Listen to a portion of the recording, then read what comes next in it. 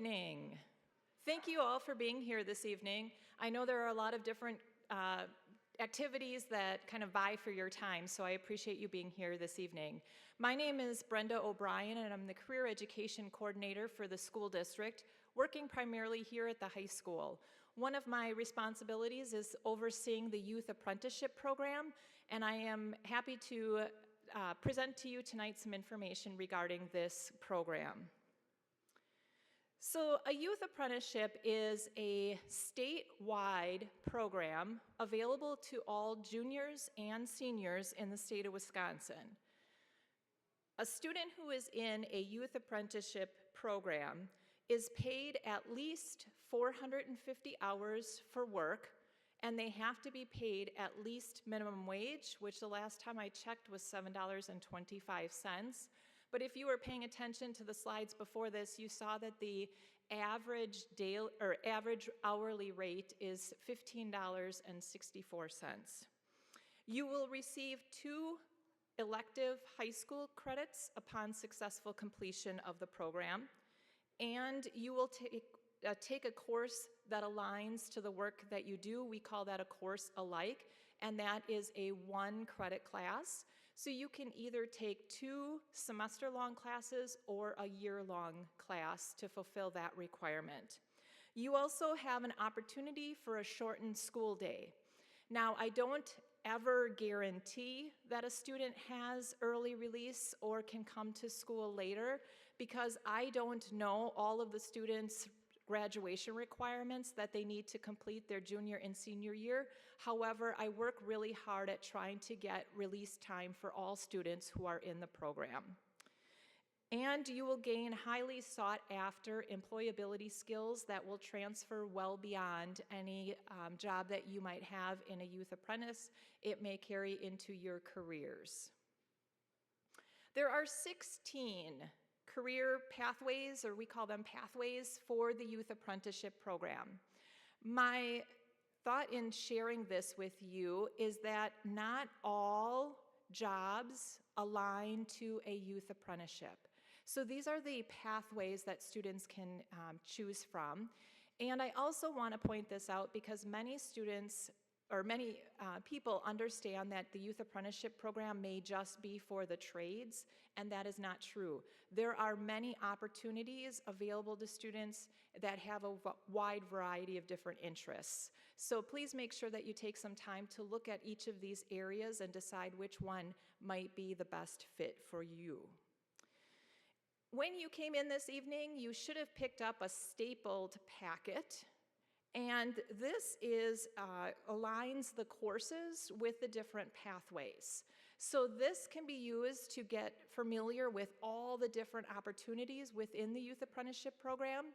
And then I have aligned all of the courses here that are offered at West Bend High School that align to those pathways. So again, when a student is in landscaping, for example, they may take AP Biology or the environmental science classes that we offer because that aligns to the work that they do. So again, this is not an exhaustive list, but it certainly highlights the courses that we offer here at West Bend High School. I also want to point out that a course alike could also be a class that somebody is taking at a college or university or a technical college. So those credits don't necessarily need to be high school classes. They can also be classes from a college. If you are sitting in the audience right now and you are an employer and you're thinking to yourself, well, maybe I would like to venture into hiring high school students, here are the responsibilities for an employer. An employer needs to make sure that they are paying a youth apprentice at least minimum wage for at least 450 hours. There is a set responsibilities and expectations that the program lays out for each of the areas, and so that helps guide employers in terms of what they want to mentor and teach students while they're on the job. You must also provide workman's compensation. You must provide a mentor that is on record to work closely with that student, teaching them the skills that they need to be successful in that career. And you also need to communicate with me.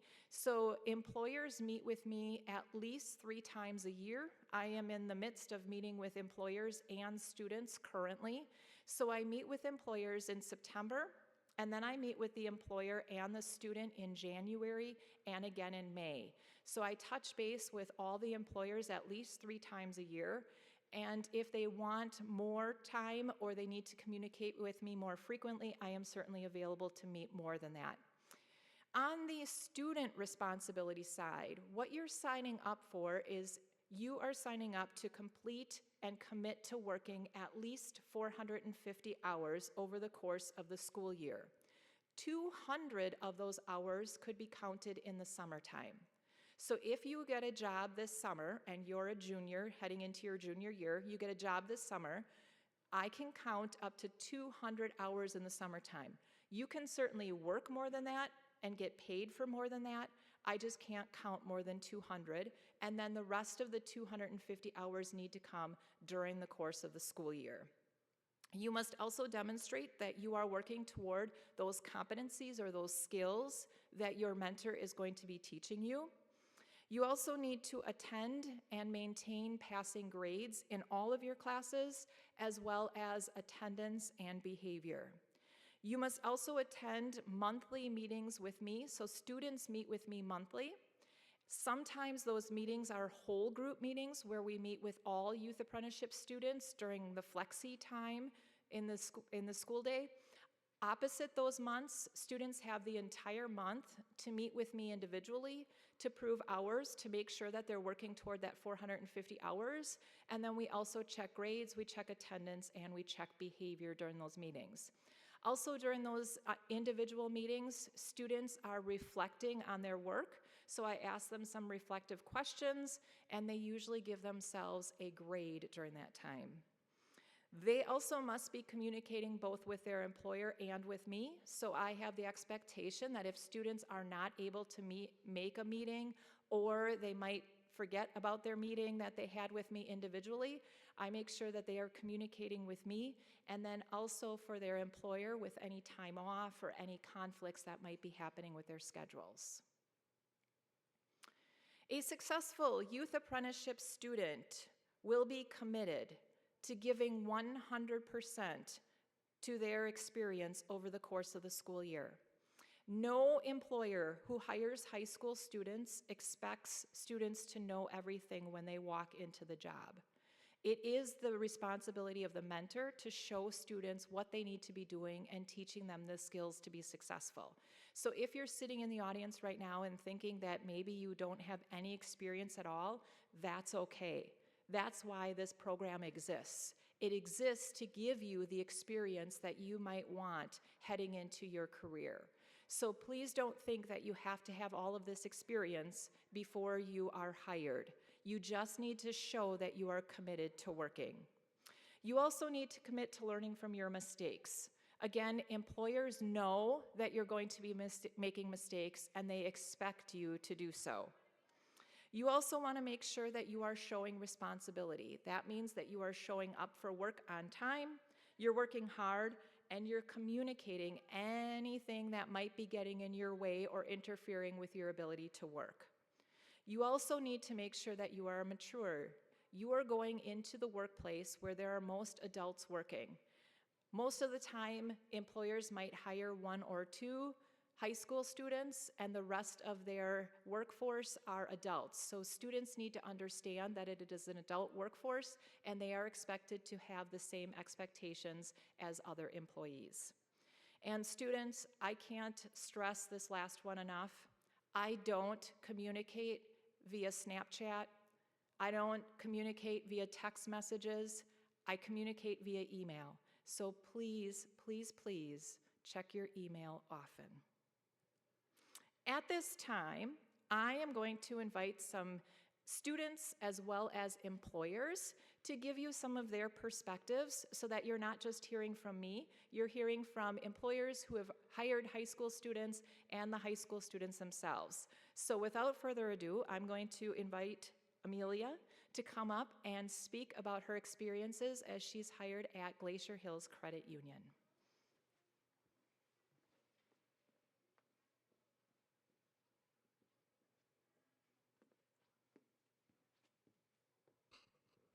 Hello, my name is Amelia Dubé, and I'm currently a senior, and my youth apprenticeship is at Glacier Hills Credit Union. And there I'm a teller. As a teller, I deposit money, open up savings and checking accounts, do transfers, and much more. This job has taught me a lot of things, including people skills, management, and most importantly, how to have good finances. I chose this job because it teaches you the basics of finance and even business. So if you're going to business or finance for college, I would highly recommend doing a similar youth apprenticeship. I personally chose to register for youth apprenticeship to be able to work more hours and also get college experience. The most beneficial parts of my youth apprenticeship is getting to help people, especially elderly, and helping them understand their finances. I think another benefit at my job is specifically how they allow us to job shadow people who work in the building. So I've been able to see what accountants, HR, loan officers, and mortgage closers all do. Some advice I would give to people who are considering youth apprenticeship is to make sure that you have good time management skills so you can balance work and school.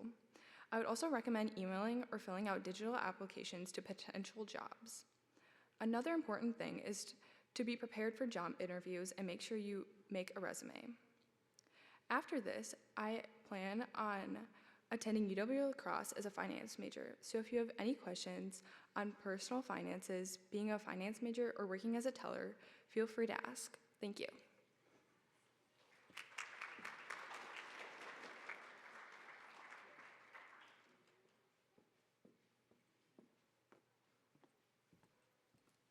And now to hear from the employer perspective, I'm going to invite Macy from Kettle Moraine YMCA.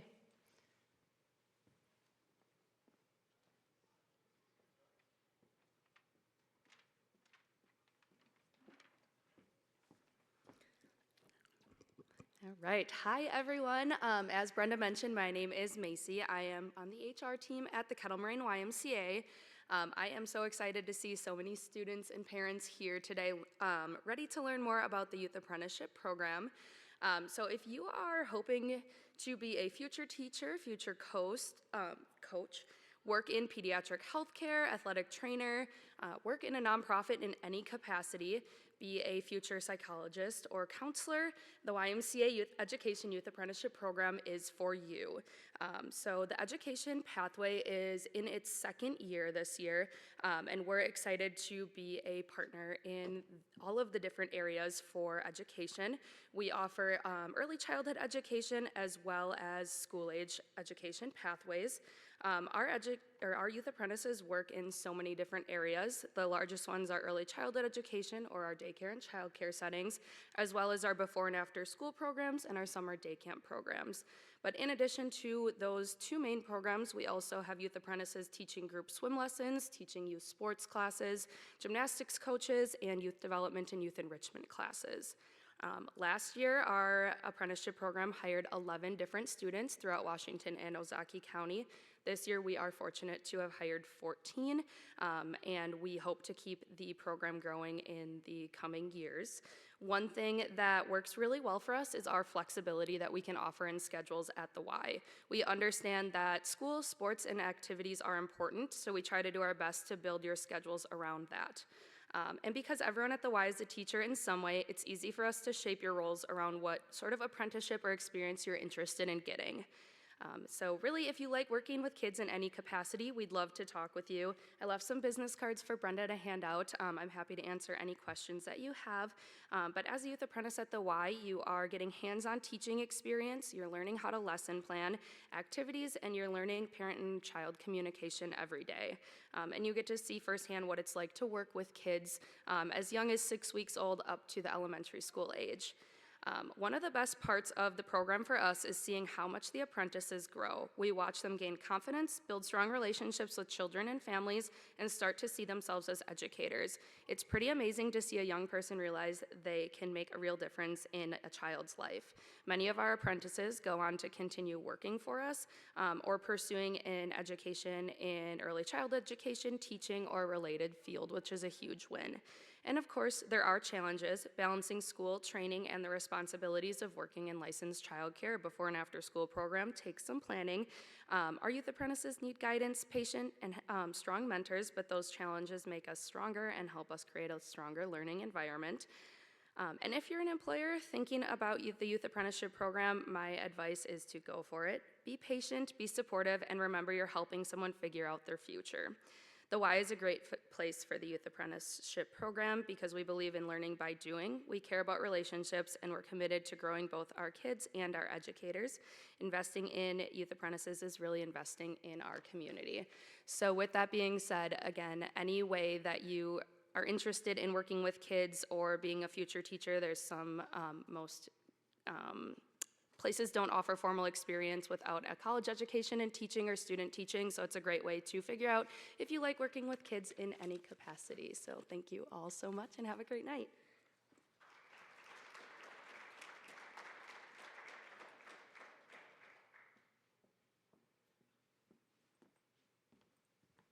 And now I would like to invite Dawn from Spalding Clinical to talk about her experiences.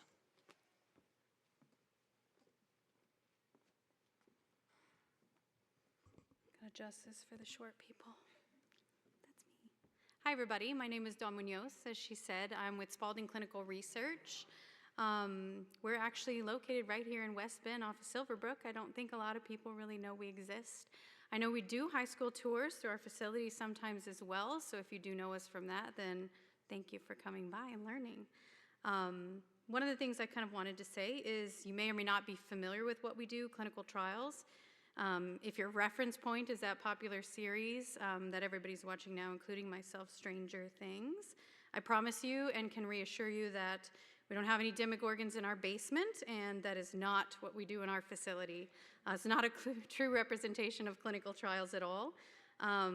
What we do instead is grounded in ethics, patient safety, science, and a shared commitment of improving lives.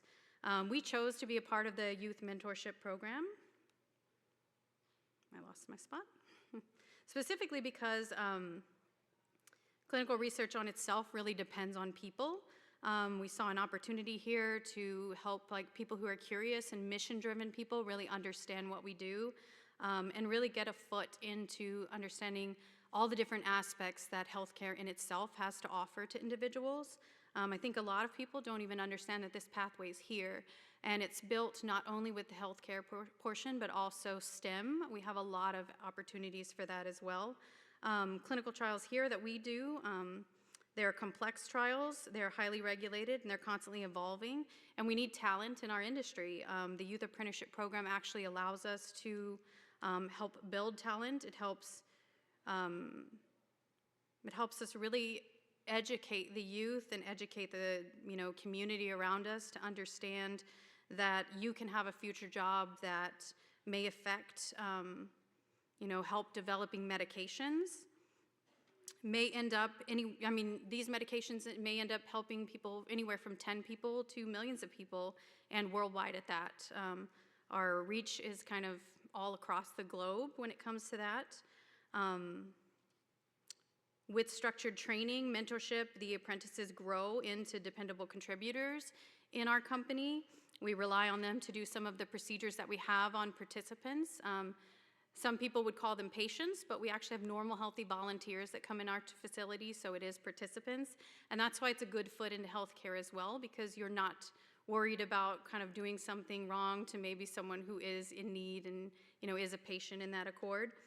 Our great successes have been really watching the youth apprentice that we do have gain confidence and purpose. He begins to understand how their daily work really affects safety and the development of new clinical therapies that we do, new medical therapies. A lot of people can understand and discover career paths that they didn't previously know existed. We do take pride in kind of knowing that these efforts contribute to research and really help real people. Let's see. Like any program, there are challenges.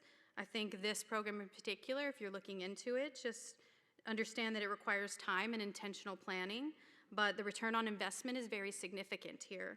I would say if you're an employer wanting to consider the program similar to what Macy said, I would say go for it.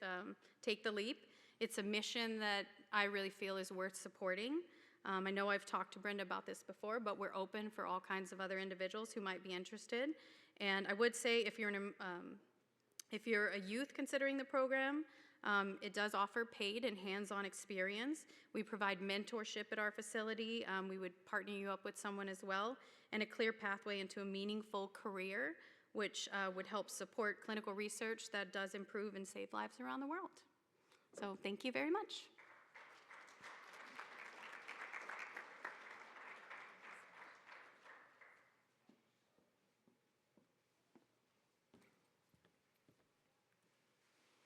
So if you're starting to get excited about the possibility of doing a youth apprenticeship, if you are sitting in the audience as a current 8th grade student, incoming freshman, there are a couple of things that I want you to intentionally plan for.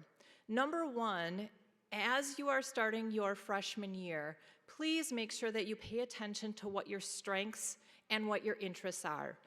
The sooner that you can hone these and kind of get a narrowed purpose for these, I would highly encourage you to do so, because that will help you determine what pathway you might want to explore as you go into the youth apprenticeship program.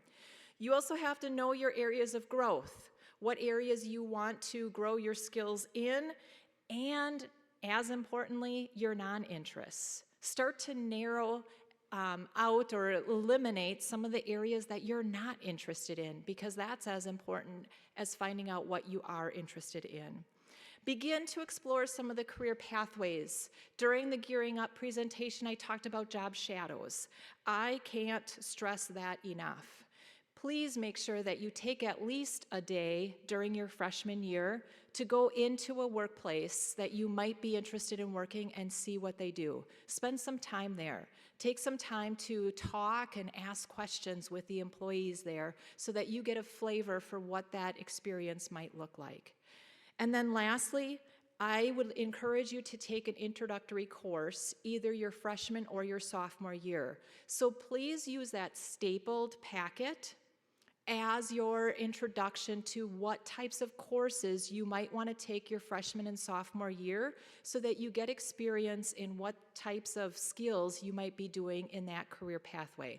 So please take a look at that sheet and start to think about purposely planning your course selections over the next 2 years so that you set yourself up well for a youth apprenticeship your junior year.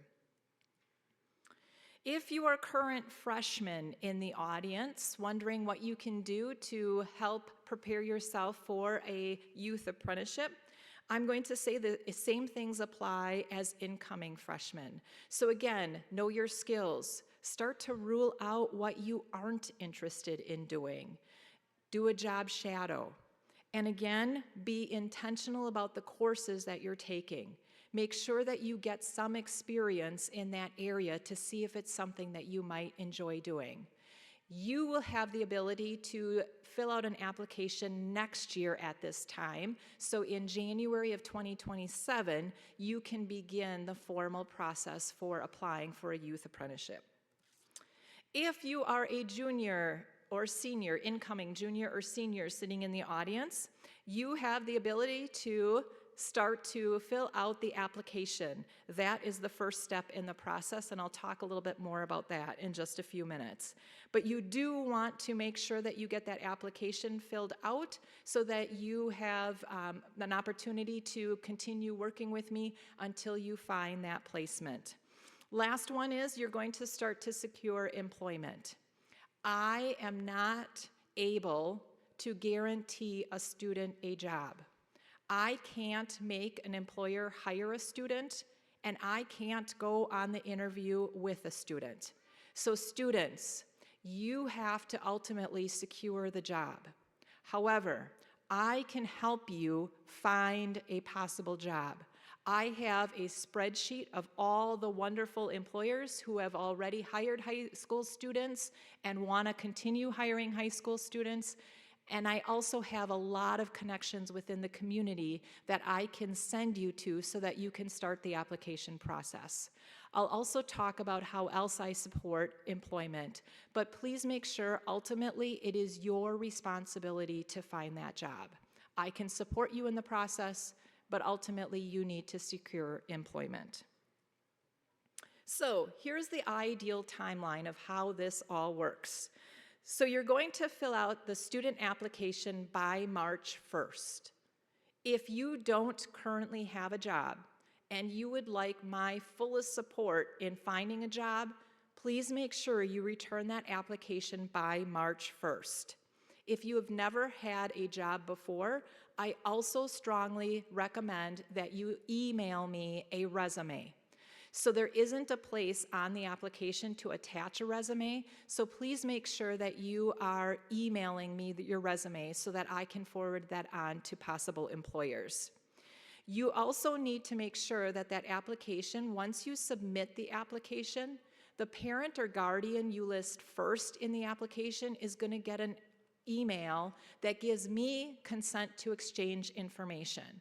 So if any of you came up to me tonight and I didn't have that parent consent and said, I'd like you to reach out to an employer for me, I can't do that without parent consent. I need that signed by a parent. It'll take you 5 seconds. It's all done electronically and it gets sent back to me. But your application and parent consent make up the application process. And then you're going to email me your resume so that I can attach that while I send it to employers. If you get it in by March 1st, I automatically send your application and resume to any potential employers in your interest area. So those go out to any employers who are saying that they're going to hire high school students. They look over the applications and then they begin the hiring process just like they would any other employee. They'll interview the ones that they want to, and they'll offer jobs to those that they feel would best align to their the culture and their environment. Ultimately, students would be hired around May of this year so that then they can begin working the summer and earning their 200 hours. If you are later in the process, that's okay. I send out what is called the final document, the Education Training Agreement, or ETA. It's signed by the parent, student, and the employer, saying that all of you agree to the commitments of working 450 hours, meeting with me, employment compensation, and all of that. So you agree to all of the requirements of the program. Once that document is signed, you are officially enrolled in a youth apprenticeship program. So let me say that a different way. Just by submitting your application, it does not enroll you in a youth apprenticeship. You are not in a youth apprenticeship unless you have employment. So until that education training agreement is signed, I will not put a youth apprenticeship into your schedule for next year because you will not be able to be released early until I have proof of employment. So that ETA sign in May will get you your youth apprenticeship into your schedule so that you can possibly have early release next year. So you're going to fill out that youth apprenticeship application to start the process. Please make sure that you check the boxes on the student checklist, the single sheet of paper that you picked up this evening. And students, check your email. I communicate everything through email. The half sheet of paper, the half sheet of paper is used for me for students who have not yet filled out an application. So that half sheet of paper just provides me the information and it tells me that the student is interested in a youth apprenticeship. I continue to email students about the youth apprenticeship. I give them opportunities for interviews, I give them information about employers, and I continue to give information until one of two things happen. Either you come to me and you say, Mrs. O'Brien, I am no longer interested in a youth apprenticeship, and then I take you off my list, or you say, Mrs. O'Brien, I found employment. So either of those two things happen. Otherwise, if you fill out this half sheet this evening and leave it on the table, I will continue to email you until you tell me either you're not interested or you've been hired. So going back to the application, there are several common errors that happen in the application, and I can't stress this enough. Number one being, please capitalize your first and your last name. Many employers won't even look at an application if a student didn't take the time to capitalize their first and last name. So please, take the extra few seconds, capitalize your first and last name. Look for misspellings. Before you hit submit, have somebody look it over to make sure that everything is spelled correctly. The number one most common error is that students don't put Washington County as the county that they live in. Now, if you live in a different county like Milwaukee County, that's great, put that down. But if you put Adams County because it's the first one on the list, an employer isn't going to hire you when you say that you live in Adams County, which I think the last time I checked was way northern Wisconsin. So please make sure that you are putting Washington County if you live within Washington County or the county in which you live. The other one that comes up often is incorrect email addresses. Remember when I said you're going to submit the application, then the parent or guardian is going to get an email? They're not going to get an email if you put the incorrect email address. So please take an extra few seconds, double check that your email and your parent or guardian's email is the correct email. The other one that is common is that students put an inaccurate pathway. So let's say, for example, that a student wants a job in the plumbing. That is under architecture and construction. So you want to pay attention to those gray shaded areas on your stapled packet. Those are the pathways you're going to put that you're interested in doing a youth apprenticeship. So if you are interested in plumbing, but you put agriculture on your application as the pathway you're interested in, an employer is not going to interview you because they're going to think that you're interested in another area. So please be accurate in those areas, and again, take a few minutes, reference that stapled piece of paper to make sure that you are choosing the correct pathway. So now, what happens after a youth apprenticeship experience? Once the student commits to 450 hours and they've worked 450 hours, there is no commitment on either the employer or the student to continue working. Most of the time, in fact, I don't know of a student who has yet done this, but most students will finish out the school year, or they will work into the summer and then mutually agree on a date when they are no longer working. Obviously, ideally, this whole program sets up students to either work full-time or to go and continue into the adult apprenticeship program where employers pay for their school while they continue to work. However, you do not need to continue employment after 450 hours, but most students choose to.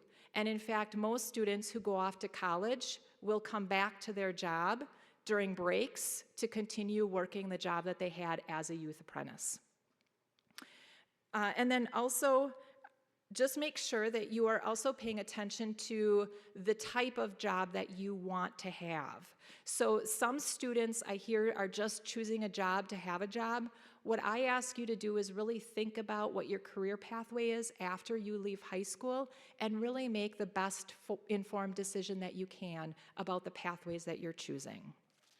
So please make sure that you are choosing during course selection, hopefully you have chosen a course that aligns to the work that you do. If you do decide to fill out the application and you don't have a course alike, I will work with you and your counselor to make sure that we find a course that aligns to the work that you do. Students, check your email, please. The number one question that I get is, can my student do a youth apprenticeship and still be involved in sports? I really appreciated Macy's comments about working around schedules. I don't know of a high school employer who doesn't work around students' schedules and doesn't want a student to participate in prom in extracurricular activities, in all of the activities that are happening in high school. So they are really flexible with their schedules as long as you communicate that. So if you know that you are going to be playing baseball in the spring, during your interview, you're going to tell them, I play baseball in the spring, because then they are going to schedule you more in the fall and winter, and you're going to have fewer hours come baseball season. So they are really great about working and being flexible around students' schedules. Qualifying factors for the program. I often say that a student needs a 2.0 GPA. Last year I had a student walk out when I said that, so please stay seated. If you do not have a 2.0 GPA, if it's less than that, please come and talk to me about that, because I do want to make sure that work is what is going to motivate you and what you want to do, and I will work with students who have less than a 2.0 GPA, but that is a state recommendation and a state requirement, but that we work around in certain circumstances. You do also need to have consistent attendance at school and obviously at work, so we do check that attendance. You must have passing grades in all of your classes at semester time, so that is important, and again, we check that during our monthly meetings. You also need a commitment to work and to learn. I can't stress that enough. Again, employers don't expect you to know everything on the first day, but they do expect you to have a commitment and a willingness to learn. And also, I work to help students find the right fit. So one of the questions that I receive is, what happens if I start with an employer and it doesn't work out? I really work hard at making sure that this is the right fit for you. 450 hours is a huge commitment, so I want to make sure it's the right fit. So if you start out and you start working and you determine that maybe this isn't the way that you want to go, or maybe it's not the employer that is the best fit, please come and talk to me. The one thing that I will share with you is that you do need to complete 450 hours over the course of the year in a same gray area. So those gray shaded areas on the stapled packet, it needs to be 450 hours within a pathway. So if a student decides they no longer want manufacturing, for example, and they want to try healthcare, those are two different pathways, and their hours start over. However, if a student is in education and the employer isn't working out and they want to go to another employer within education, their 450 hours continue. So that is one thing that I want to share with students. So anytime that it's not working out with your job or you're deciding something different, I encourage students to come talk to me to make sure that we understand what it means when you're making that change. Again, before you leave today, please fill out that half sheet of paper and leave it on the back table as you leave this evening. There are a couple of workshops that I want to point out to support you in this process. The first one is that there are 2 resume workshops. So we hold resume workshops to help students build that resume to send to employers. The first one is February 6th, 7:15 in the morning during Flexi, and also March 25th, 7:15 in the Career Readiness Center. We also do mock interviews. So if you're nervous about going on your first interview, we offer support for that. That is going to be on March 5th, 7:15 in the Career Readiness Center. We also, anytime that you want to, please book an appointment with me. I can help you individually with resumes or any questions that you might have about the program, so please feel free to reach out. And again, I will have this presentation available, and I will be emailing this out to all high school students and families. There's also opportunities to network. So the West Bend Area Chamber of Commerce is partnering with us to offer all around the Bend bus tours on April 9th and 10th. So students who are interested in engineering and emergency response, you are going to go, I believe, on April 9th. These dates may change, so I'll send out the information to all of you. But it's from 8:30 to 1:45. You're going to go behind the scenes at different employers within this pathway. And then you will also have a business lunch where a panel of employers will talk about their experiences and what it means to have a successful career pathway and how you can build that for yourself. So I encourage all of you to attend All Around the Bend bus tours on April 9th and 10th. You can be a freshman through senior to participate. You do not need to be an incoming junior or senior. And then also All Around the Bend on April 11th is happening here in the field house. We will have many different vendors and area businesses talking about what they do. That's a great time to network and for students to ask if they hire high school students. I had several students this year receive an interview and ultimately a job offer from that All Around the Bend on April 11th. And then on April 16th and 17th, any of you who are interested in electrical, it is a very highly competitive field, meaning a lot of students are interested for very few positions. If you are interested in electrical, you please take advantage of every opportunity to network and to interview. The first networking opportunity is going to be a field day at Steiner Electric on April 16th and 17th. Again, once the dates are solidified, I will send that out to any students who are interested in the electrical field.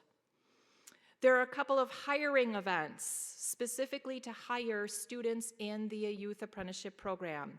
On March 19th, if you are interested in manufacturing or construction, Slinger High School offers kind of a speed dating interview where you can interview with several different potential employers and ultimately receive job offers. On April 15th, there is another hiring event in Wauwatosa if you're interested in steam fitting, HVAC, electrical, or plumbing.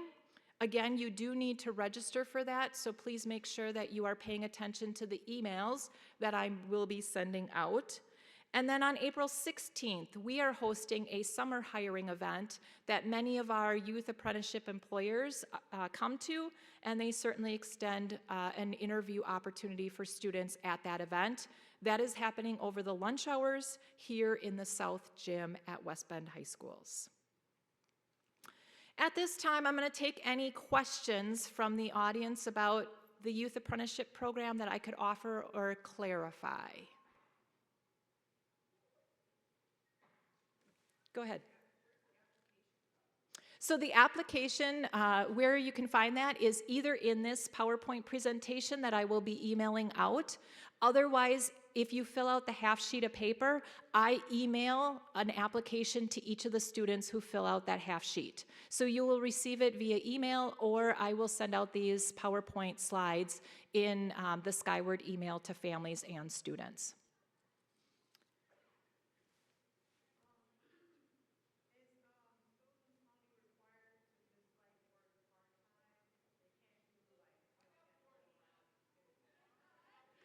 Excellent question. So she asked about, is a student able to work part-time or how does that work?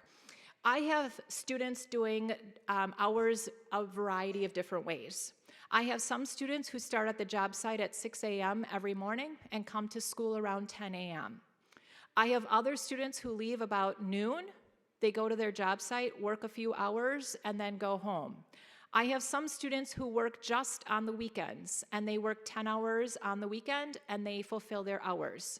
So it depends on what the employer is willing to do and what the student's schedule is. So again, it's about that good fit to make sure that the employer's time that they want you working fits with your schedule. So again, just making sure that students are communicating with me once they find employment to make sure that they can find a schedule that's most conducive for their work. If you break down the 450 hours, you don't work in the summertime at all, you just work September through June, it equates to about 10 to 15 hours a week that students need to average.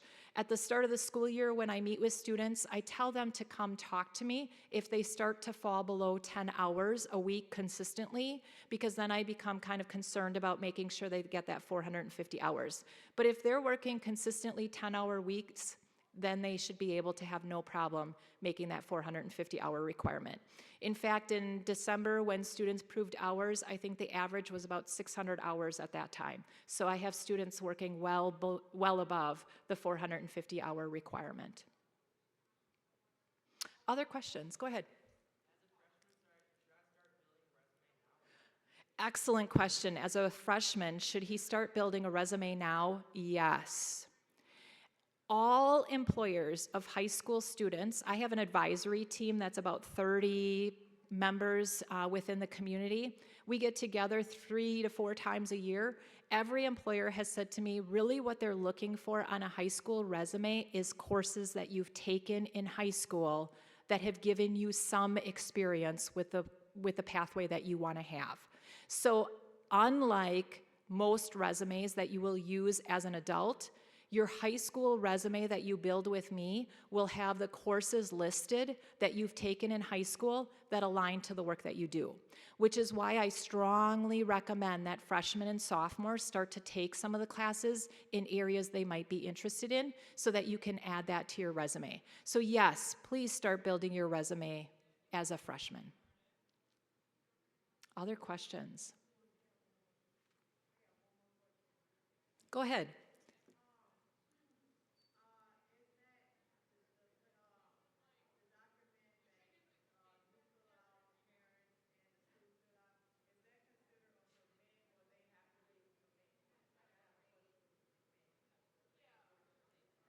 So you're talking about the end document? Yes, so the education training agreement that's signed when you seek employment is really just a contract that tells the employer that the student and the parent or guardian is committed to working. So it's a contract. It is not a work permit. Students in the youth apprenticeship program do not need a work permit to work. The youth apprenticeship program provides that oversight for them, so they don't need to fill out for a work permit. Other questions?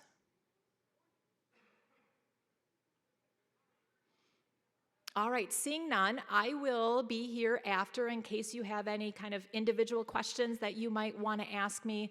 I'll stick around. There are business cards for Macy if you have any questions about employers. Otherwise, I appreciate you being here and thank you. Have a great evening.